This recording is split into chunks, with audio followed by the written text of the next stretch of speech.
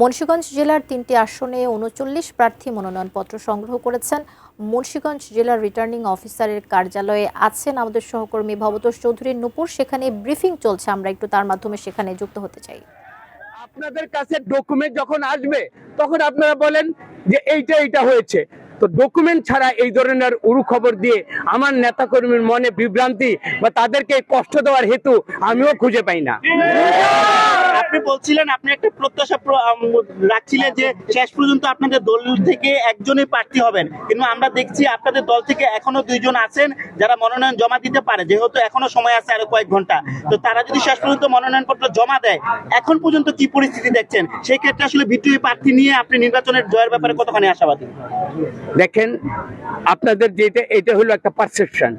আপনারা যেটা বলছেন এটা দিতেও পারে, নাও দিতে পারে। 4 গুণ শক্তিশালী এনজাইম ও অধিক ফেনা সমৃদ্ধ অরিক সিলভার ওয়াশ মাত্র 70 টাকায়। তবে আমি এতটুকু বলি, জাতীয়তাবাদী দলের নমিনেশন ধানের শীষ একজনকে দেওয়া হয়েছে। এর বাইরে বিদ্রোহী প্রার্থী কিনা আমার মুখ দিয়ে এটা আমি এই মুহূর্তে বলতে চাচ্ছি না। তবে আমার দলের নিয়ম আছে যে কোথাও দল থেকে ধানের শীষ 2 জনকে দেওয়া হয় না। সুতরাং এর বাইরে গিয়ে বিদ্রোহী প্রার্থী না কোন প্রার্থী, এটা এই মুহূর্তে আমি তাদের প্রতি সমান এবং সাংগঠনিক কাঠামো মেনে আমি এই মুহূর্তে কোনো বাক্য ব্যয় করতে চাচ্ছি না। দলের থেকে কি কোনো নির্দেশনা আছে যে দলীয় প্রার্থীর বাইরে যদি কেউ স্বতন্ত্র বা বিদ্রোহী হয় তাদের ব্যাপারে কোনো ধরনের ব্যবস্থা নেওয়া হবে? এটা আপনারা জানেন, দল সবসময় একটা সাংগঠনিক একটা নিয়মে চলে।